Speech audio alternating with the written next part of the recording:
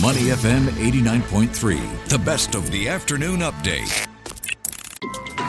The Afternoon Update with Lynlee Foo. Money FM 89.3. It's just after lunch, and if you're already thinking about what to munch on to get you through to dinner, well, you're not alone. Snacking is part of daily life here in Singapore, whether it's a curry puff, a packet of scrumptious chips, some healthy nuts at your desk, or even a bubble tea to keep you going. But snacking habits are changing, not just here, but across Southeast Asia. These days, it's no longer just about indulgence. Consumers are looking for healthier, more sustainable options, and even flavours inspired by global trends.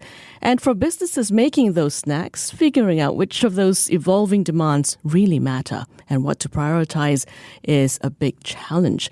So what are the big trends shaping snacks through 2026? Which consumer behaviors actually matter for innovation pipelines? And how should brands decide where to place their bets? To help us unpack all of that, we're joined by Maureen Tayengco, Head of Consumer Insights and Analytics for Southeast Asia and AMEA at Mondelez International. Maureen, welcome. Thank you, Lynlee. Happy to be here. Now, it's great to have you on the show. Snacking, definitely one of my favorite pastimes and definitely one of our favorite topics to discuss too. Who doesn't love a good snack, right? So let's kick things off with a big picture. How are Southeast Asians changing when it comes to snacking? What really stands out to you? Yeah, nowadays, consumers are really looking for it all, right? So it's not about just something healthier or something more indulgent. It's about these needs coming together into offerings that they would want to go after. So what we see is it's about designing for balance, because there are these needs which might seem to be competing or that have tensions. But at the end of the day, what consumers are looking for is more about moderation instead of restriction. In fact, according to our State of Snacking report, 86% of our Indonesian consumers, for example, are saying that they'd rather have a smaller portion of an indulgent snack versus having something bigger of a low-fat or a low-sugar alternative. So they're really combining indulgence with mindfulness, whether it's about having snacks in a portion-controlled manner or whether it's choosing treats that's made with better ingredients. So it's about that convergence of multiple needs at the same time. Wow, so it's not just about grabbing the nearest bag of chips, but grabbing the nearest bag of chips that have perhaps healthy ingredients, I suppose, natural ingredients. Yes, and you're right. More and more, we're seeing that consumers are gravitating to natural ingredients. And it's less about the bad, actually. So, previously we were seeing trends about, free from XYZ bad ingredients. But now, especially in the region, we're seeing more about consumers looking for the positives. So, especially the goodness of natural ingredients is something that comes up a lot. Whether it's in fiber in wheat, or protein in chickpeas, or protein in nuts. That's something that is very easy to understand for consumers, and that's something that resonates with them. Okay, I see what you mean now. But all that sounds like a real headache for businesses. How do you even decide what to focus on when consumers seem to want everything, right? Healthy, tasty, sustainable, exciting, indulgent, all at once. Yes, and that's where, as I was mentioning earlier, so it's about that balance. It's about trying to see whether that intersection can work for an optimal offering. So on the leads, we see innovation not as a trade-off. It's actually a way to meet multiple needs that converge at once. So for example, we have this Cadbury 11-gram mini bars that we launched in Indonesia that offer indulgence, but at the same time, they're portion controlled and it's very affordable. It's an accessible price point of 2,000 rupiah. And that's where we believe, if everything comes together that can really meet what that consumer need or unmet need is at, then that's where the magic can happen. So how should businesses approach this? Should they look at it as a long-term shift or just a passing trend? We believe that there are signals that you can see also in terms of where evolution continues to happen, especially in a couple of areas. And let me take one, for example. A lasting trend that we see is, again, that positive pursuit towards holistic well-being. So we talked about it a bit before, right, on looking at natural ingredients, for example. Mm-hmm. But that positive pursuit is now not just really for the physical. It's looking for something that's good, not just for the body, but also for the mind and for the planet. And we see that the behaviors around this, pursuit continue continuing to emerge and increase year on year. So, for example, on being good for the bodies, it's not just about natural ingredients. It's really about also something that's called as stealth health, where the flavors, the taste continues to improve, but at the same time, there's some added health benefits that, don't compromise the snacking experience for the consumers. And also, there's more expectations about helping to boost moods, for example. So that's something that's good for the mind, where, de-stressing, especially in our part of the world, right, compared to other regions as well, working longer hours is sort of something that we see more of. And the need to de-stress is also there.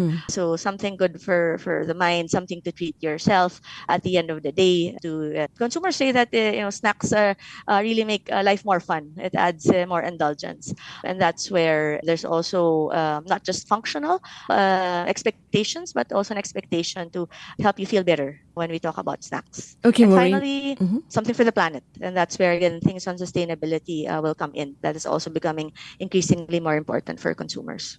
Maureen, you mentioned flavors earlier. Let's go back to that. We've seen everything these days, from mala flavored potato chips to salted egg everything here. Are Southeast Asians really getting more adventurous?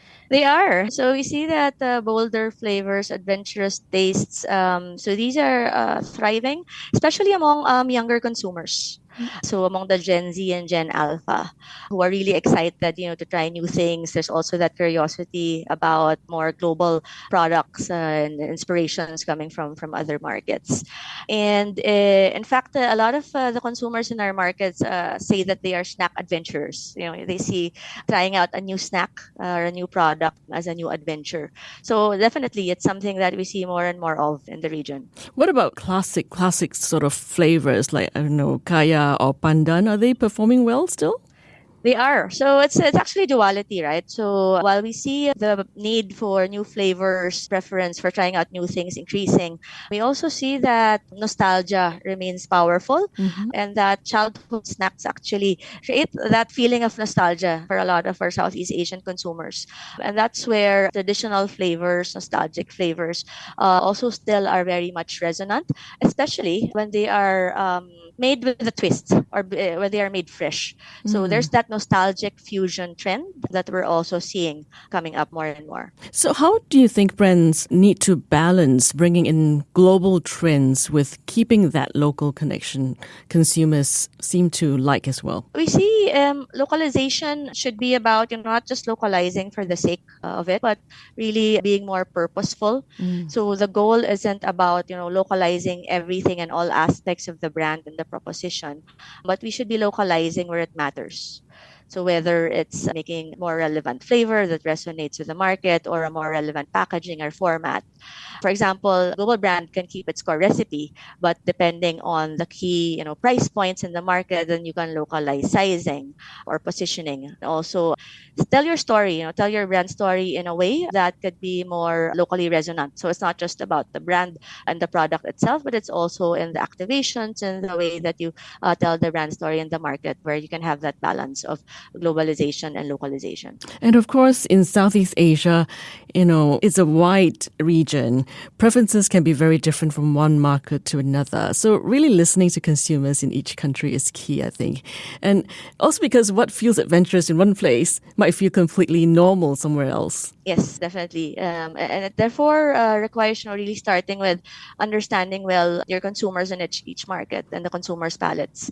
Because some things might travel well, but also some flavors that are loved in one culture might not translate well elsewhere without adaptation. So you need to be aware of what will work and what might not work, depending on where the consumers are and what anchors the markets in terms of flavors. Do you have any examples to share? Just talking about the region, right? So I think local like flavors, limited edition things inspired by the regional dishes like chili crab or Singapore chili crab flavors translated into cookies or biscuits have been driving excitement and other as part of packaged goods. Or we've also seen things like even from Mondelez, we launched Cadbury Dairy Milk durian flavor a couple of years back, which also drove quite a bit of excitement in the region. Kaya butter toast twisties, also from our salty snacks brand in Malaysia, was quite well received. So I think those are good examples of trying to take some of those local flavors and giving them more legs and more life that drive more appeal across. Now, Maureen, in the age of TikTok trends and instant consumer feedback, how can companies balance agility?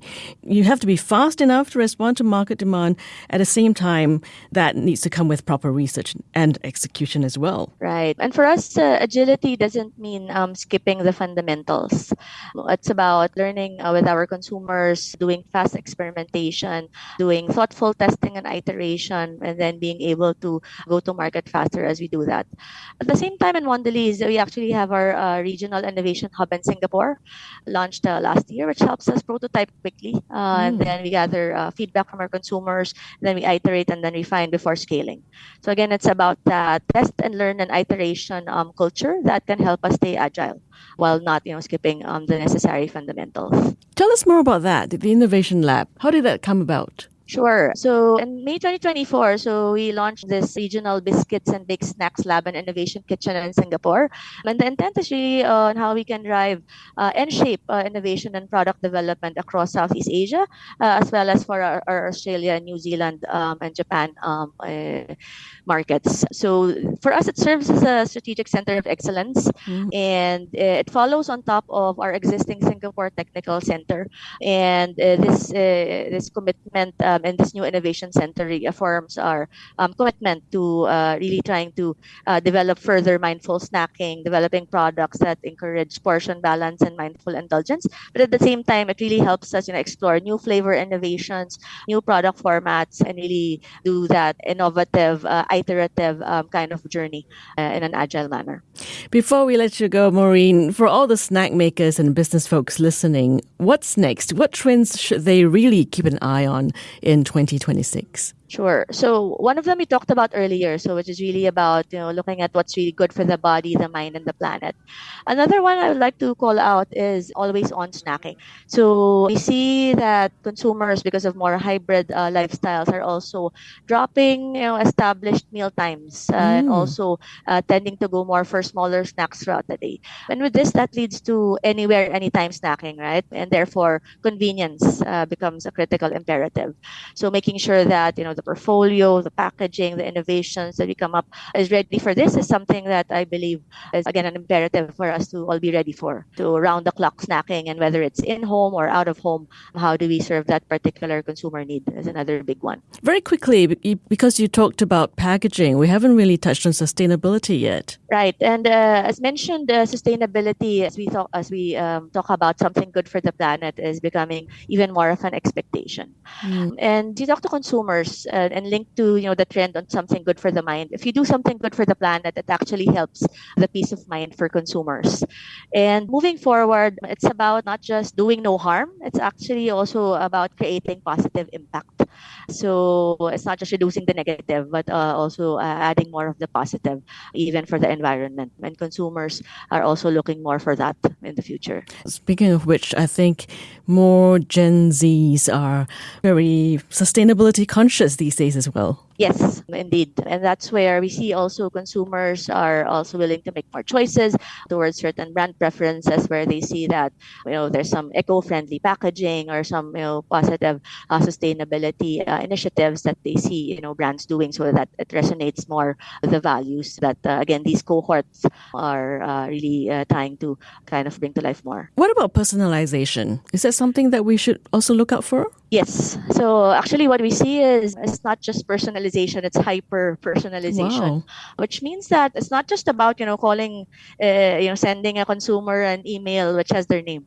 So it's about real-time personalization where, Oh. especially again with the digital world that we live in today, right? So if you're able to see signals of consumer behavior of, where they are at a particular moment, what the part of the day it is, what they're clicking on, then it's being able to, customize offers, customize promotions that will appeal most for that consumer at that moment. So that one expression of hyper personalization that we're seeing as well. I'm just thinking, imagine having a biscuit or a pie with your name baked into it. Yes, and that definitely, especially for Gen Z, Gen Alpha consumers, will drum up a lot of excitement. Okay. When it comes to snacking, lots of food for thought, no pun intended, on how snacks are changing and what that means for businesses. Maureen Tayengco, Head of Consumer Insights and Analytics for Southeast Asia and AMEA at Mondelez International. Thanks for joining us. It's been a real treat talking with you. Thank you. You're listening to Industry Insight on Money FM 89.3. To listen to more great interviews, download our podcasts at audio.sg or download the audio app. That's AWEDIO, audio at the App Store and Google Play.